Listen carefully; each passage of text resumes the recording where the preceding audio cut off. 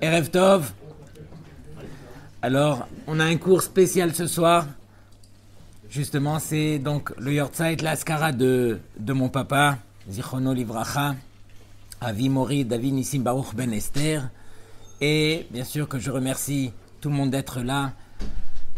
Je sais que ce matin, en me réveillant, j'ai perdu la voix. Donc j'ai dit, le Yetzer Hara, il se mêle. Donc je l'ai invité. Il est là avec nous ce soir lui aussi.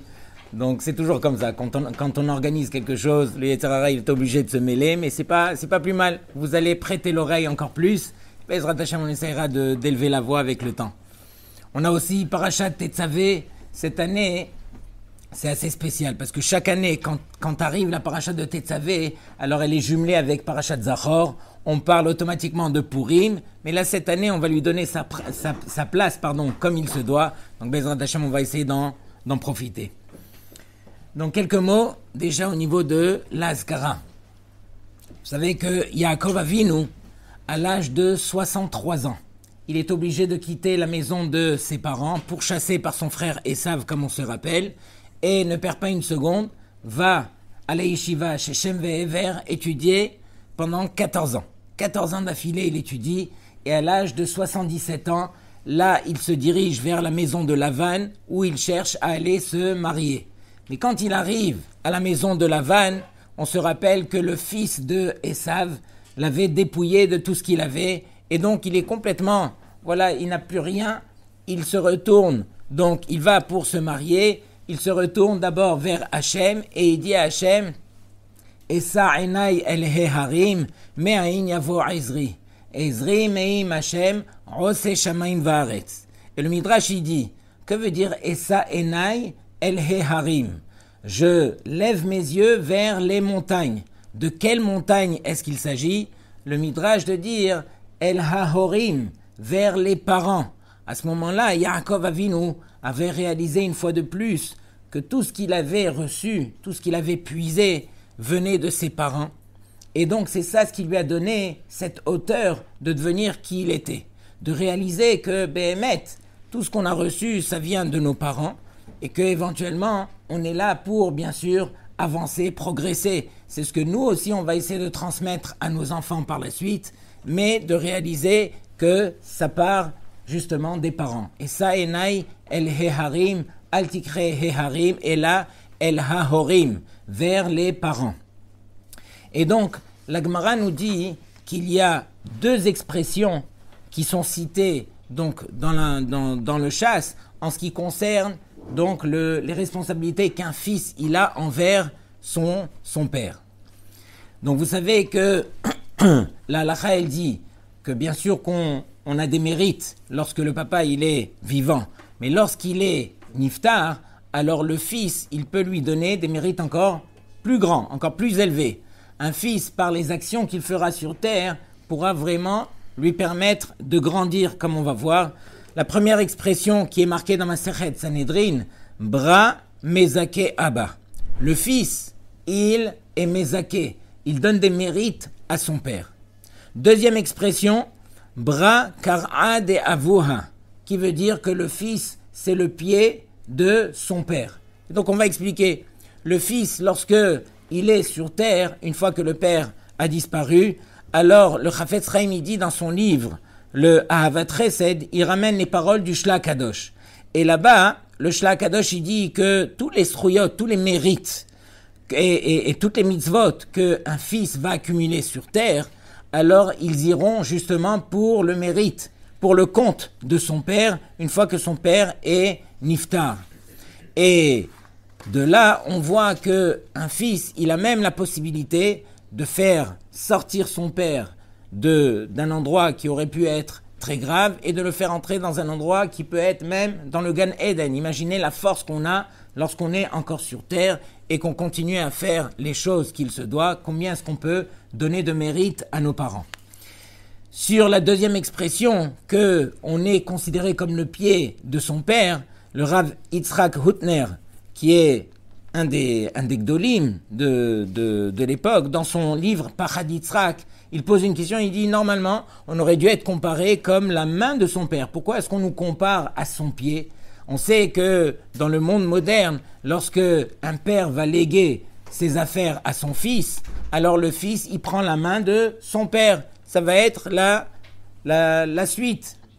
Pourquoi est-ce qu'ici on s'appelle Kar'a de Avua, le pied de son père? Sur cela, alors le Rav, il explique, il dit, il y a un passou qui est cité dans Zecharia, dans le Navi. C'est marqué Venatati lecha mahlechim ben haomedim. Et je mettrai devant toi mahlechim, des gens qui marchent, devant ceux qui sont statiques, devant ceux qui ne peuvent pas marcher, devant ceux qui restent debout. De qui est-ce qu'il s'agit là-bas? Il s'agit des anges. Un ange, lui, il a reçu une mission et à partir de là, il n'a plus de libre arbitre, il ne peut plus avancer, il reste statique. Celui qui peut avancer, c'est l'homme.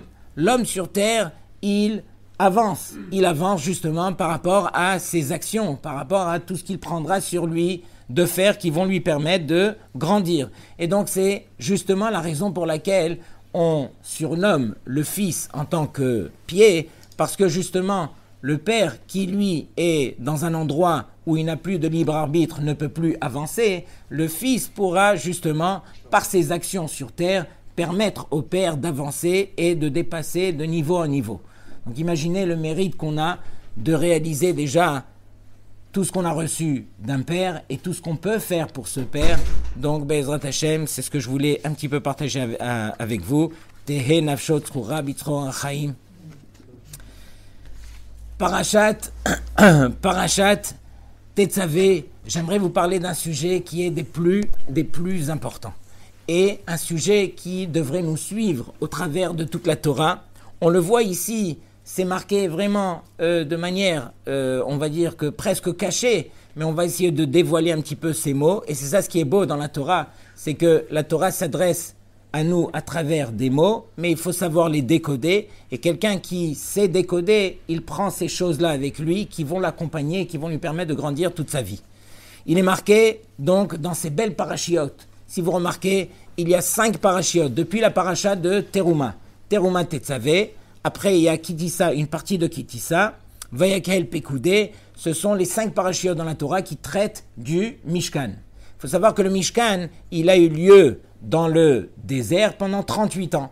38 ans uniquement, et c'était une mitzvah qui était ponctuelle dans le temps. On n'a jamais retrouvé de Mishkan au travers, on va dire, de l'histoire juive, à l'exception de certains qui étaient construits, mais moi je parle au niveau du Mishkan, où tous les Béné Israël en profitaient comme il y avait dans le désert. On a vu que pourquoi est-ce que la Torah, elle prend autant de place, 5 parachiotes, pour nous parler justement de ce Mishkan. Et la Torah ne veut rien, au contraire, ne veut rien mettre de côté. Elle veut nous montrer un petit peu combien c'est important.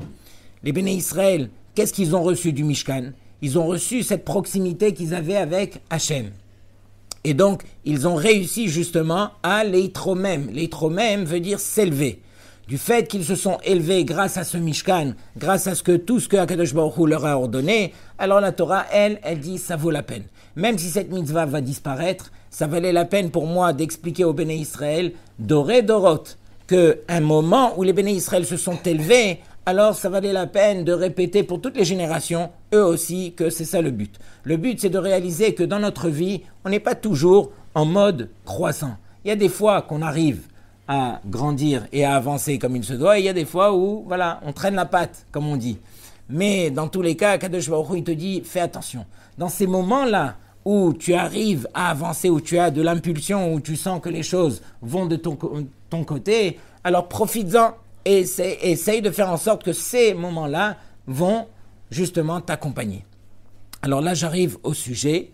Donc, il est marqué donc dans la paracha de Tetzavé, Ve'ata tedaber el kol hachmelev. C'est marqué Moshe Rabbeinu. Donc, on sait que son nom ne figure pas dans cette paracha. Mais Akadosh Baruch Hu, il lui demande de s'adresser au Chachmelev. Que veut dire Chachmelev? Les sages du cœur. C'est quoi cette expression, les sages du cœur? Normalement, on sait que la sagesse, elle devrait se situer au niveau du moach, au niveau du cerveau, de l'intelligence. Que veut dire que la chokhma se trouve au niveau du cœur? Et donc ici, la Torah, elle a un moussag, elle a une expression qui est unique, une expression que la Torah veut nous transmettre. C'est-à-dire que pour la Torah, la Chokhma se trouve justement dans le cœur. Et pourquoi elle se trouve dans le cœur? On a dit, normalement, elle se trouve au niveau du cerveau. Parce que la Torah veut nous enseigner que c'est uniquement quelque chose que tu aimes qui pourra t'appartenir. Dans le cerveau, c'est uniquement une banque de données. Les connaissances, le da'at se trouve dans le cerveau. Mais dans le cœur, c'est la chokhma. Ce sont les choses que Akadosh Baruch Hu, il te demande d'aimer. Et c'est uniquement si tu aimes ces choses que ces choses pourront t'appartenir. Donc, on réalise avec cela que les belles midot, que chacun d'entre nous rêvons d'atteindre. Ahavat Hashem, Yirat Hashem, Chesed et Chokhma, et ainsi de suite. Toutes ces midot que Akadosh Baruch Hu, il nous ordonne d'avoir. Toutes ces midot qu'on rêve d'atteindre, alors on ne pourra les atteindre que si on aime réellement la chose. Impossible que cette chose puisse nous appartenir si on n'aime pas cette chose-là. Et c'est la raison pour laquelle Akadosh Baruch Hu, il marque dans la Torah, Hachmelev, pour t'enseigner cela, que c'est uniquement si tu aimes que ça va t'appartenir.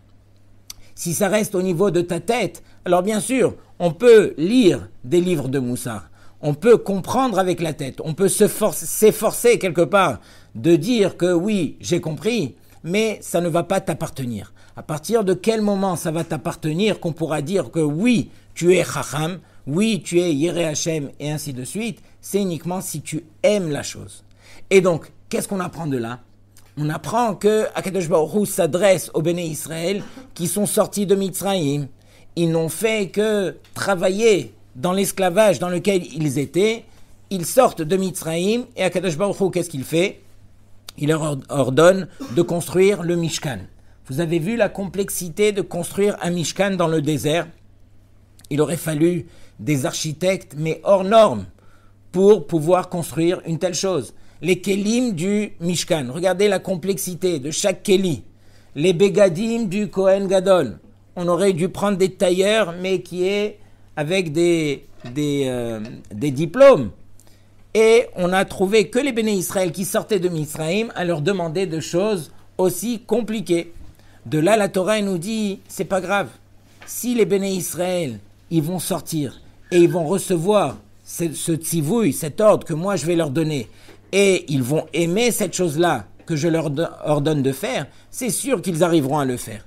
Qu'est-ce qui empêche l'homme de faire? Justement, c'est ces choses-là qu'on a du mal à aimer. Donc le but pour l'homme, c'est d'apprendre à aimer. C'est uniquement si on aime la chose que cette chose-là va nous appartenir. À l'image de ces Béné Israël qui ont aimé ce que Akadosh Baruch Hu leur a ordonné de faire, du fait qu'ils ont aimé, ils ont su comment construire la chose. Bien sûr que ça a été fait par le biais de certains dans le clan Israël. Mais justement, on a voulu montrer à tout le clan Israël que vous êtes tous capables d'y arriver parce qu'il faut apprendre à aimer la chose-là. Maintenant, la question qu'on pose, comment est-ce qu'on fait pour aimer? Ça, c'est peut-être la chose la plus difficile, c'est peut-être la chose que Akadosh Baruch Hu souhaite pour chacun d'entre nous. Comment est-ce qu'on fait pour aimer la chose? Comment je fais pour aimer faire du chesed? Aimer la chokhma, aimer Yirat Hashem, toutes ces choses-là que normalement on vient pour travailler, comment est-ce qu'on fait pour les aimer? Si on dit que c'est uniquement au travers de l'amour qu'on aura pour cette chose-là, qu'elle pourra nous appartenir, comment est-ce que je fais pour aimer? Alors, il y a une belle Gemara dans Masechet Nida. Dans Masechet Nida, alors, il y a les sages d'Alexandrie, qui n'étaient pas des Béné Israël, qui étaient des Goïm, mais on les appelle des sages. Et ils sont partis voir un des grands sages du clan d'Israël qui s'appelait Rabbi Yehoshua ben Hanania. Et donc, la Gemara nous cite combien et combien de choses ils sont partis poser à ce Chacham qui s'appelait Rabbi Yehoshua ben Hanania. Et parmi ces choses-là, ils ont demandé Maya'ase Adam veyachkam. Qu'est-ce que l'homme devra faire veyachkam pour être intelligent?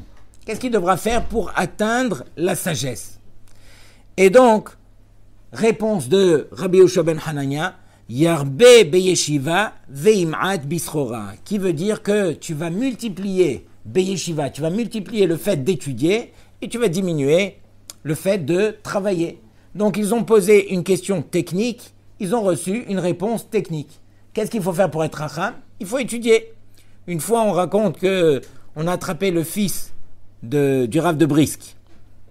Et on lui a dit, mais comment est-ce que votre père, il a atteint un niveau de sagesse pareil? On sait que le Rav de Brisk, c'était la sagesse par excellence. C'était un des Gdoléador. Et il était reconnu justement parce qu'il était très très aiguisé au niveau de sa sagesse. Et donc, le fils, il leur dit, rapprochez-vous, je vais vous dévoiler la chose.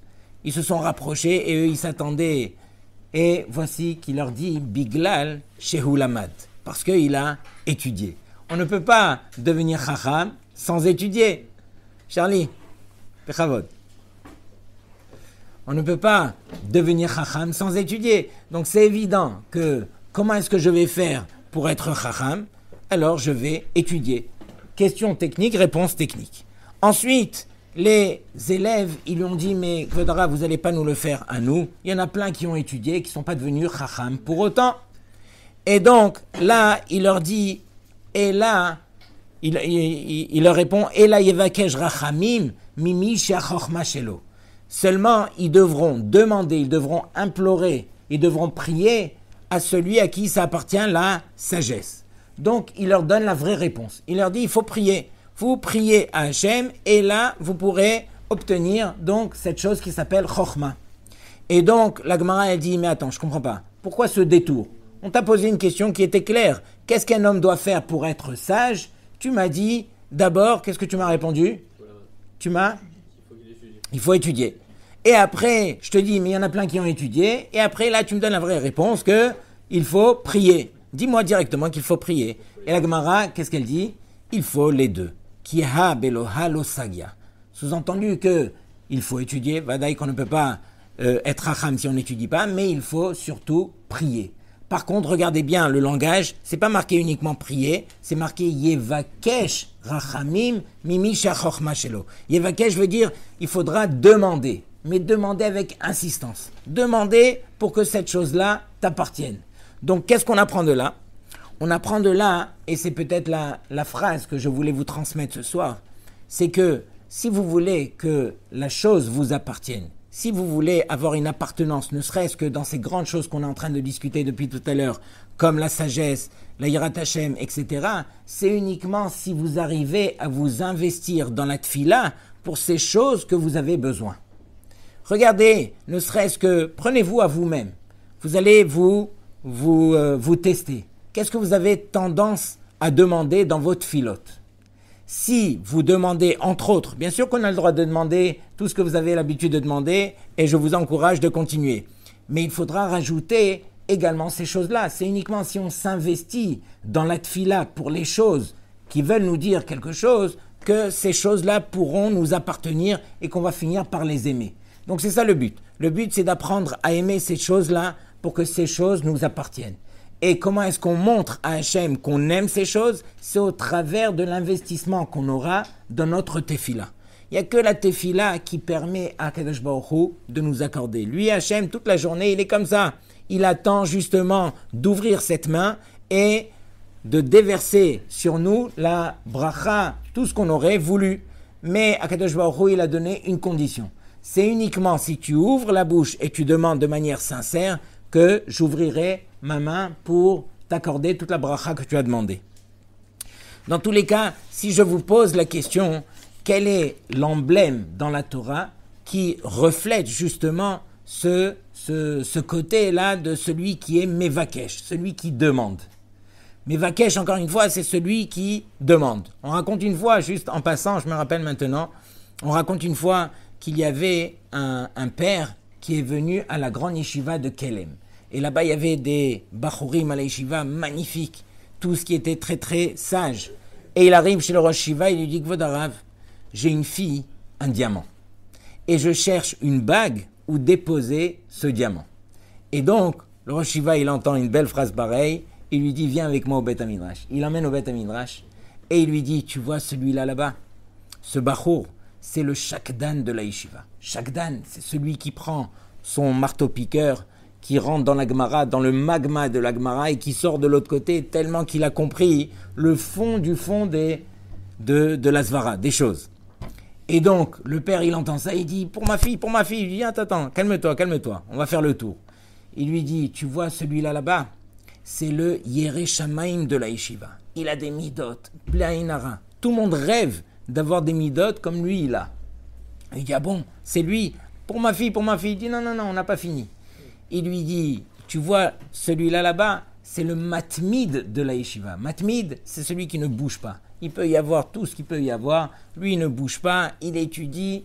Et même lorsque on sent qu'il y a un problème avec la montre, on le regarde à lui et c'est lui qui est kovea. C'est lui qui fixe. On ne regarde pas la montre, on le regarde à lui. Si lui, il est là, on sait quelle heure il est. Tellement qu'il est matmid. Et comme ça, il fait le tour de tous les bachurim de la yeshiva. Et là, le père, il n'en peut plus. Il dit au Rosh Yeshiva, il dit, mais moi, je veux le meilleur bachur de la yeshiva. Il dit, ah, tu aurais dû me dire que tu veux le meilleur bachur. Il lui dit, alors, le meilleur bachur de la yeshiva, c'est celui qui est là-bas. Et là, il lui pointe du doigt le Stipler, le père de Rav Chaim Kanievski. Et le père, il dit, mais en quoi c'est le meilleur? Vous m'avez cité les meilleurs des meilleurs dans toute la yeshiva, et là, vous me dites que lui, c'est le meilleur. Et il dit, oui, lui, c'est le Mevakesh de la yeshiva. Le Mevakesh, c'est celui qui demande, c'est celui qui peut-être n'a pas toutes ces midotes que les autres ils ont, mais c'est sûr que tellement qu'il est Mevakesh, qu'il va obtenir automatiquement toutes ces midotes. Et on le sait, le Stipler, il a grandi, et c'était lui qui était devenu le grand de la génération. Donc on revient à notre question, c'est qui celui qui représente le Mevakesh dans la Torah? C'est nul autre que Yehoshua Binoun. Yehoshua Binoun, on sait, c'est celui qui a rangé le Beth HaMidrash, celui qui rangeait les bancs, celui qui était collé à Moshe Rabbeinu. Et dans sa génération, le Midrash de dire que c'était le cancre parmi les Bachurim de la Yeshiva. Il y en avait beaucoup qui le dépassaient de loin en Torah, mais voici que Minash Shamayim, on a choisi Yehoshua comme le successeur de Moshe Rabbeinu. Et pourquoi? Alors on se rappelle que Moshe Rabbeinu, il a été au Har Sinaï, et Yehoshua le suivait, et là il est monté 40 jours et 40 nuits. Yehoshua, il plante sa tente, et il reste à la limite de là où il pouvait se trouver. Et là, pendant 40 jours et 40 nuits, Yehoshua ne bouge pas, il reste là-bas. On lui dit, mais Yehoshua, il y a ta femme et tes enfants à la maison, retourne. De quoi tu as peur? Tu sais que Moshe Rabbeinu, il va rester 40 jours et 40 nuits. Tu as peur de louper? Viens peut-être 3 jours avant les 40 jours. Comme ça, tu t'assures que tu es le premier, il va descendre et voilà, tu vas l'attraper. Mais pendant tout le temps, rentre chez toi, occupe-toi de ta femme, de tes enfants. Pourquoi tu restes là-bas? Yehoshua, qu'est-ce qu'il dit? Même pas en rêve. Je veux montrer à Hachem que je suis Mevakesh. C'est quoi Mevakesh? Mevakesh, c'est celui qui demande, c'est celui qui veut tellement que HaKadosh Baruch Hu, il regarde dans son cœur et lui donne en fonction de ce qu'il y a dans son cœur. Donc Yehoshua Binoun, en 2 mots, c'est pas celui qui va à l'aéroport et qui attend son avion et qui va venir 3 heures avant pour justement arriver à l'heure pour monter dans le vol. Yehoshua Binoun, il dit, ça n'a rien à voir avec le temps. Là, je veux montrer à Hachem combien je désire faire sa volonté, combien je désire être celui qui va recevoir les trésors que Moshe Rabbeinu, il a à nous transmettre. Donc du fait qu'il était tellement Mevakesh, c'est lui qu'on a choisi. Bien qu'il n'avait pas le niveau et bien qu'il y en avait beaucoup qui le dépassaient. Tout ça pour dire que, voilà, c'est un des points que je voulais partager avec vous ce soir, c'était de développer un petit peu dans notre cœur ces choses-là qui doivent nous appartenir. J'ai vu une belle histoire, on va terminer avec cela, j'ai vu une belle histoire cette semaine, puisque tout le monde a entendu parler d'un certain Jonathan Pollard. Vous savez c'est qui? Quelqu'un qui a espionné pour Israël, il a espionné aux États-Unis, et il a été jeté dans le cachot aux États-Unis pendant 30 ans. Imaginez, 30 ans. Après 30 ans, ils ont eu pitié de lui, et à savoir par quel miracle, il est sorti de prison, il est revenu en Eretz Israël, c'est Netanyahou qui l'attendait en descendant de l'avion, qui lui a transmis son passeport, allez mon fils, reviens à la maison. Mais tu as perdu 30 ans de ta vie en prison. Et voici qu'il y a 2 semaines, sa femme, à l'âge de 68 ans, est Nifteret. Et ce Jonathan Pollard, il a raconté cette histoire justement parce qu'il a tellement réfléchi lorsque sa femme lui a dit ce qu'elle lui a dit. Juste avant de mourir, elle lui a dit « Rapproche-toi, j'aimerais te dire quelque chose. » Et donc, elle lui a dit « Écoute, je me sens partir, j'aimerais te dévoiler. Je suis venu sur terre pour 2 choses. La première, c'est pour te faire sortir de prison. La deuxième, c'est pour te faire sortir de prison, non pas en tant que goy, mais en tant que juif. Et on sait très bien que dans les prisons, surtout aux États-Unis là-bas avec les...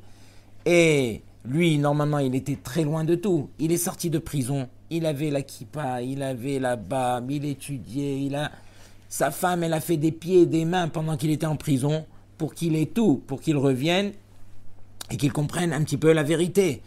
Donc, lui, qu'est-ce qu'il a dit? Il a dit, c'est pas possible. Aussitôt qu'elle a terminé de dire ces 2 phrases-là, elle est nifteret. Elle a fermé les yeux, elle est nifteret. Et donc, lui, ça l'a rappelé à l'ordre. Ça lui a fait réfléchir que quoi? Qu'on est tous venus sur terre avec une mission. Et on est tous venus accomplir une mission. On n'est pas venus sur terre par hasard. On est venus justement pour accomplir cette mission. Donc on doit se battre avec nous-mêmes justement pour aimer cette mission qu'Akadosh Baruch Hu nous a accordé de faire. Et comment je peux savoir sur terre quelle est ma mission? Ça aussi c'est compliqué.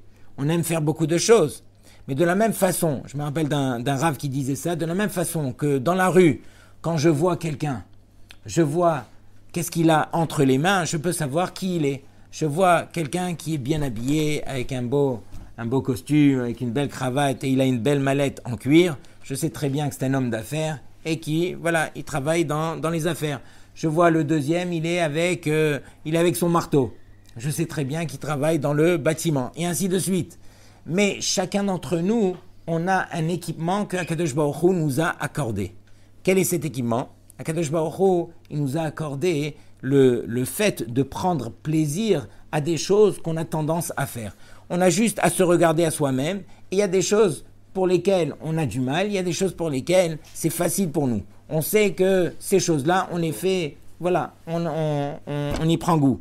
Donc c'est justement ces choses-là qui devraient nous pousser justement à accomplir notre tikkun, accomplir notre réparation sur terre et arriver à faire vraiment la volonté d'Hachem. Donc voilà, je voulais partager toutes ces belles choses avec vous. Shabbat Shalom Likulchem. On va faire des Teilim Arvit et après Bezrat Hashem, on passera à faire des Brachot.